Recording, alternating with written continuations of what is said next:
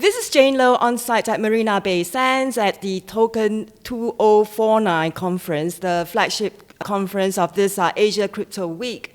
And with me, I'm very pleased and very privileged to have Scott Thiel, the founder of TOKO, to talk to us and share his insights about the latest regulatory and developments and legal developments in the crypto space. So thank you, Scott, for joining us today. Thanks very much, Jane. It's great to be here. Really exciting to be in Singapore at this fantastic conference. Excellent. Yeah, it's also the F1 week, so a lot going on. And sure, I'm sure is, yeah. Getting a taxi is not easy. No, it's not. It's not. Yeah. Right. So, Scott, before we, go into these regulations and the legal frameworks and so on, could you give us a brief introduction about yourself and TOKO? I understand that you are and you were also a lawyer, and right. To jump into this crypto space is quite a 180 degrees shift, I think, for many. Yeah, sure. I mean, it probably looks like a 180 degree shift, but in some respects, I've been heading for this moment all my life. So my background, I was a computer science graduate and electrical engineering. Me too. And then, you too? Okay, all the good ones were. Yeah, exactly, yeah. And then I became a lawyer. Right. And so I've been a technology lawyer for the past 25 years, and leading the FinTech, FinReg, and then the blockchain and Web3 practice as well for global law firm DLA Piper. And then, within the law firm, I then created TOKO, which is a complex asset tokenization platform. So we're building more sophisticated virtual assets that are linked to real-world interests. Obviously, in the context of what we're talking about today, we're looking at enterprise-grade NFTs and NFT projects as well. But we're very much looking at that next evolution of the NFT for high value, high functionality, kind of mission-critical solutions and systems as well. So NFTs for enterprise is probably how I would categorise what we're doing within TOKO. Right. Okay. And your talk yesterday, you touched on how the economy is going towards this transformation of tokenizing a lot of assets. So we're talking about DeFi, GameFi, cryptocurrencies we all know, and of course NFTs. So if we may talk about the legal and regulatory framework in the context of NFTs today, and if I can just raise three questions that normally people would have when it comes to NFTs. The first question is, are NFTs an asset, property? Second question is, what are the ownership rights that the NFT will grant you to the underlying asset? And then the third question is, how robust are smart contracts to embed all these legal complexities, right, into the code? Right, so those are the three questions. Sure. So the first one, so is NFT considered as an asset? And if I may also reference a case in UK, which is quite a recent case back in June. So this case was filed by this lady who realized back in January early this year that two of her NFTs were misappropriated. So as to the details behind how they were moved from her wallet to another person's wallet, we don't have that kind of details. But upon discovering that they were misappropriated and removed from her wallet, she filed a case in court, in the UK court. She requested that the NFTs be frozen on Opensea, and the court granted her injunction, and therefore, Opensea has to basically freeze the assets, and they are not able to sell it. And this apparently is the first case globally that recognized that NFTs can be considered as property or assets. So the fact that they are considered as asset, would that lead to a greater adoption of NFTs? Yeah, it's quite a complex question actually, because there are different layers of interests and rights, and noting that question 2 is kind of the answer to question 1 here, so I'll probably drift across the two questions in a one-er.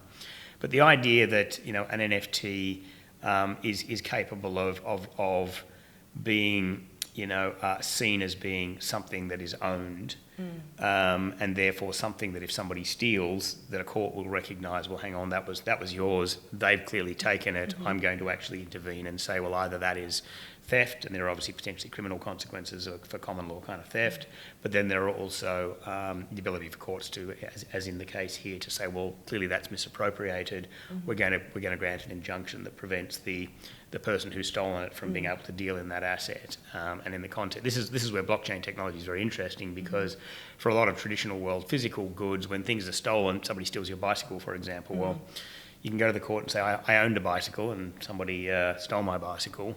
But how can a court can't really offer an effective solution in forms of an injunction saying don't resell the stolen bicycle because it's not traceable, it's not trackable, whereas NFTs, obviously being on public blockchains, it's very easy to identify. People can see the transaction because I'm assuming it was an Ethereum deployed asset. You'll be able to see where it was, you'll be able to see the wallet where it went to. Now you can see it being posted on whether it's an Opensea or some other exchange for resale. And so it's actually, the technology itself is actually bringing more rights and more options and more solutions for asset owners than actually we would see in the traditional world with what we would all recognise as property. So that's very much, the case that, I think we're going to see the courts supporting this. It is clearly, it's not a surprising case in any way, and I think we'll see, other jurisdictions around the world affirm similar things. And actually what we're seeing there is the opportunity for a court in the UK to issue an injunction for an NFT exchange in another part of the world and say, don't deal with that asset. Now, there are going to be extraterritorial application issues. But again, come back to the bicycle example, which is a tried example, but I think it's relevant. There's no point going to a court and asking for someone to stop because no one's going to see the ability for that resale to happen, whereas we can all see on a public blockchain the resale of an NFT. So leading to my second question, which I did well not to answer. Oh, right, okay. And if I may use the bicycle example, right? Yep. Okay. So we're talking about whether the NFT itself confers upon the NFT owner the ownership of the bicycle, right? So in my mind, there are two analogies. So one is you have a piece of paper that says that you bought this bicycle from the shop, right? And then it has got the details of when you bought it and stuff like that. Now, if your bicycle is stolen, along with the piece of paper, the person who stole it can claim that that bicycle is his or hers, right? The other analogy is, now this piece of paper or receipt has your name on it. So even if the person who stole the bicycle, just assuming that the bicycle, when you resell it, you have to provide this proof of, a car's a better example maybe for this one. Or cars, that's right, Okay, so so a car. So with a car registration, you got the owner's name and stuff like that. So you can't easily sell the car in most countries, but there's certain countries that you can.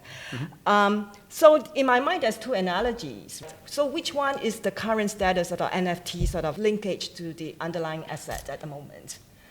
There isn't a simple answer to that in terms of this is what's happening. This is what an NFT is, and this is where what we've been doing with TOKO is actually thinking deeply about what rights are embedded in an NFT. And actually, when we launched TOKO 2 years ago now, the Hong Kong Blockchain Week, we did a fractional NFT of a physical piece of art. So we had a digital twin NFT of a real-world physical art piece. We fractionalized it to 16 tokens. They were NFTs. They were unique because we put a different part of the picture onto each one of the tokens.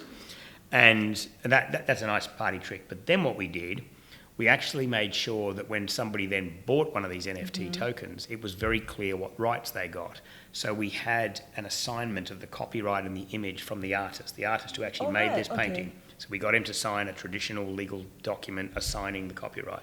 We got a waiver of his moral rights, which include rights around attribution and integrity of the artwork. And we had that moral rights waiver in place so we could chop up his painting and put it into different pieces which would otherwise be a breach of those rights. Now, most people aren't thinking about these things. Obviously, they're very important. They're very important, particularly in terms of resale value as well. And so we then took those legal documents, we hashed those documents, we embedded those hashes into the token itself. And so that the owner of the NFT, when they buy it, they can now see the chain of title.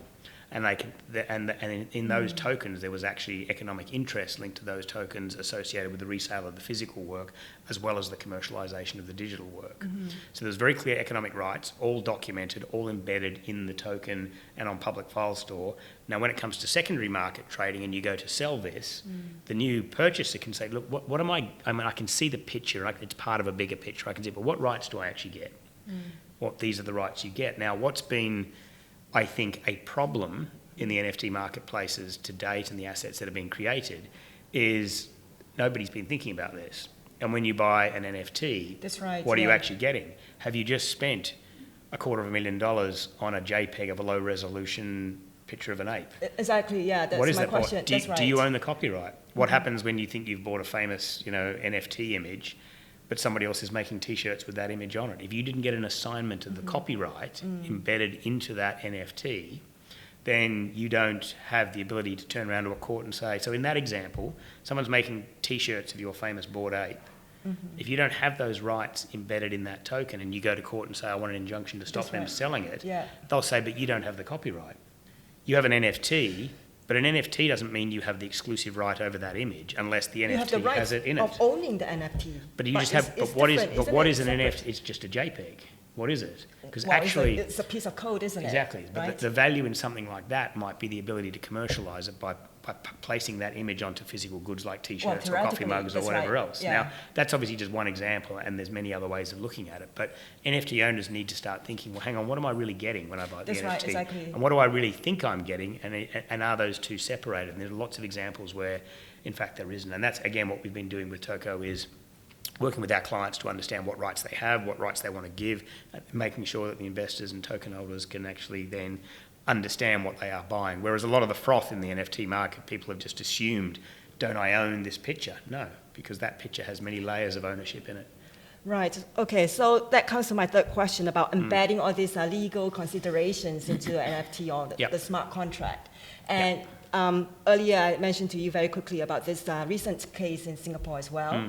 So the borrower is a very well-known crypto trader in the market in Singapore and globally as well. And he entered into a loan agreement, so to borrow money to trade in the crypto asset with a lender.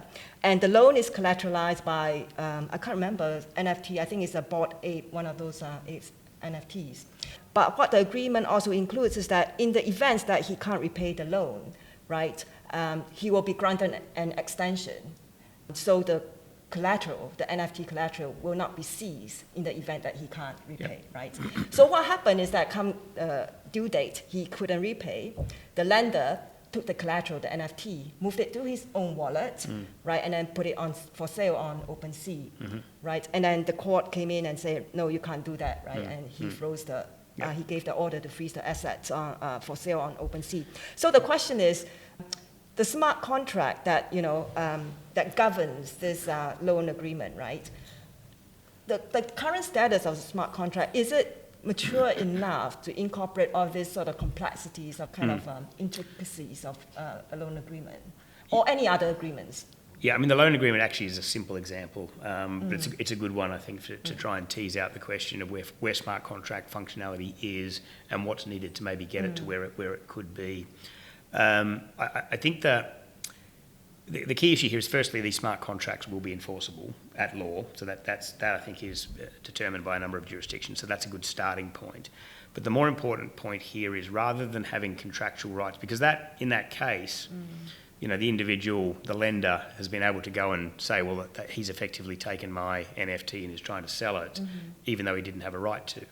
But what the smart contract will enable to do is not, so the old contract gave you a legal right to go to a court saying, calling foul play and asking for a remedy. The smart contract in that example can stop the problem happening in the first place. Exactly. By building in checks and balances, which is so, and this is something we're doing within TOKO, is building the logic into the smart contract so that actually this token may not transfer and cannot transfer anywhere but maybe back to the lender. That's right.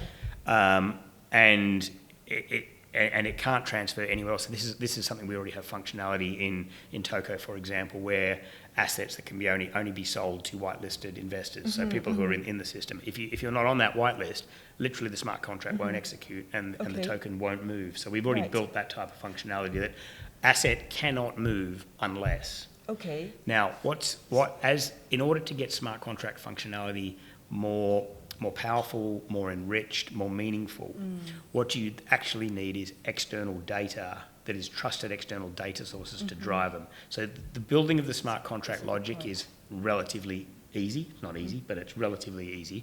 What you really need to make smart contracts smart is trusted external data that triggers things happening.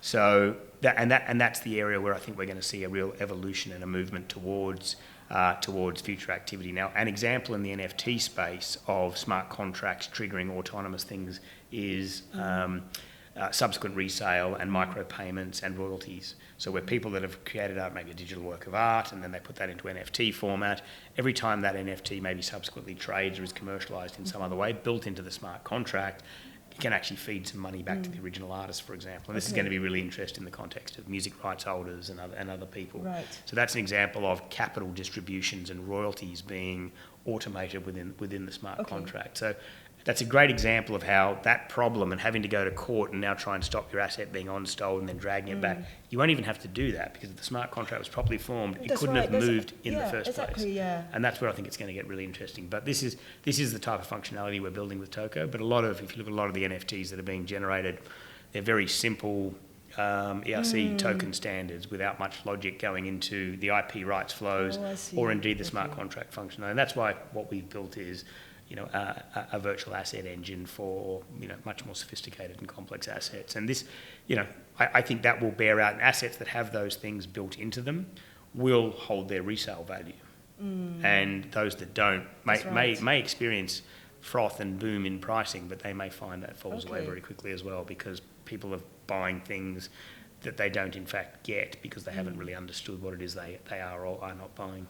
So you're saying that the technology is there? Yep. It's already there. We've certainly built the technology. Yep, it's there. Right. So it's just a matter of, I guess, using it or getting people to understand that it's a need to use it. Yeah. All right. Okay. Yeah. I mean, the question when somebody goes onto one of the NFT platforms now and says, I want to buy that NFT, are they asking the question, what do I get with that? And I think what we'll see is people beginning to realise, and we're seeing high-profile examples of people saying, it turns out I got nothing. Or not what my image, my famous image is being freely used by other people. Hang on, that's not what I thought I was buying. So I think as awareness grows, it'll be driven by the consumer who says, no, I actually do need to understand what rights I'm getting here if I'm going to be handing over meaningful amounts of money for these digital assets. So, but it's coming. Yeah, there's another question I have, but I don't think we have the time today, is about storing the NFTs in. Where do you store it to make sure that it's there 10 years later? Because obviously, if you're going to collect some of these, it's going to be 10, 20, 30 years, right? Sure, that's a whole discussion about wallets and custody solutions. Correct, We're working with an increasing number of regulated and sophisticated virtual asset custodians. And obviously, some of the more popular wallets are starting to become more institutional grade as well. But, that's probably a bigger discussion. That's a very interesting topic, so for another day. So my last question for today. So in terms of the current regulations and developments, earlier we also talked about the White House. They recently released the latest updated executive order on crypto assets. I think there's quite a lot of good news in it. It's enforcing or enhancing the AML or anti-money laundering frameworks around crypto assets. I see that you don't quite agree, but I don't. and there's also, I guess, good news because they are trying to enhance also the competitive landscape for people involved in this crypto industry. Is that what they're doing? That's just my superficial 2-minute read of the executive order, but I'd like to get your thoughts on it. Yeah, look, I mean, I think there are good intentions. I think regulatory frameworks have fundamental. I mean, we're focusing on the NFT sector here. There's the cryptocurrencies, there are security tokens, there are other pieces, but focusing on the NFT sector here, I think, frankly, regulators have failed all market participants in most jurisdictions. The idea that multi-billion-dollar marketplaces like Opensea are up and functioning and freely accessible by retail investors with no regulation seems an obvious flaw, and what we've seen as a result is vast amounts of fraudulent assets on those platforms, lots of rug pulls, lots of fraud cases, lots of market manipulation, lots of price fixing, funnily enough, a multi-billion-dollar unregulated marketplace turned into a free-for-all. And so I think actually regulators have failed to protect investors, which in many cases, the primary obligation of the regulators is to protect investors.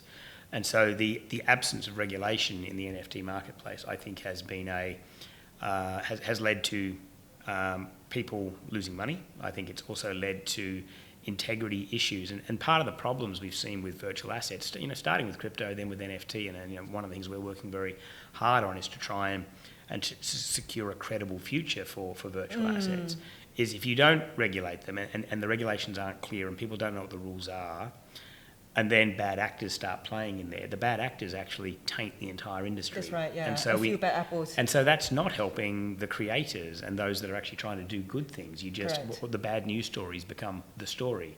And so I think there's been a failure to support and protect investors, but there's also been a failure of regulation to actually support the development of the industry. Now, I do want to call out what's happening in the Middle East, and particularly in the Dubai World Trade Center market, where they have launched a new regulatory framework there, which is regulating all virtual assets, including NFTs.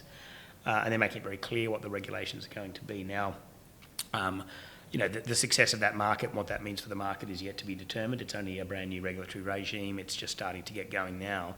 But to my mind, the idea of, well, these digital assets are complex. They should be regulated. There is real money being made, paid for and traded in these things. We should be worried about, money laundering. We should be worried about who's acquiring these things. We should be trying to stop, market manipulation activities. These are the right things to do.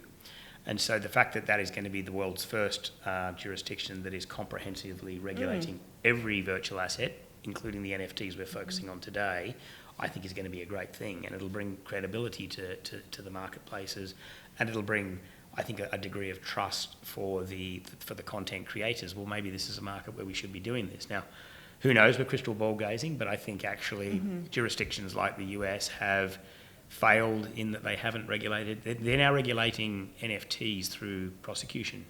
That's what's happening. Yeah. In the absence of regulation, what happens is that all looks bad, we better go and hit people with a stick. And so we're now seeing prosecutions and enforcement as being the means by which regulation is occurring. And I think that's always bad for the industry, because it's bad news stories, and actually you've sort of allowed the thing to get out of control before you're now having to come and try and rein it back in, whereas actually being a bit more proactive and having actually set, even if they were relatively succinct guidelines in the first instance, would have been a more but I'm not in any way discrediting the attempts to now bring some regulatory oversight to it, and I think better late than never. Better late than never. It's just I think what will happen is that those marketplaces that do actually support credible development of the Web3 industry will substantially benefit. I think those marketplaces that either just ban it, and there are jurisdictions in Asia that are making it very difficult to do certain virtual assets things. Those that ban it obviously could potentially miss out or just have their own controlled versions of things. Those that don't effectively regulate it, I think, run the risk of finding a brain drain and talents migrating to markets. Exactly. Not because people want to avoid regulation, frankly. I mean, in my role as a lawyer, most of my clients didn't want to avoid regulation. It was just impossible to work out, do these laws apply to me or not? There wasn't sufficient regulatory certainty. So I think providing regulatory certainty is a good thing. That's right, I think in this current bear market, maybe it's a good opportunity for people to take a step back and think about all these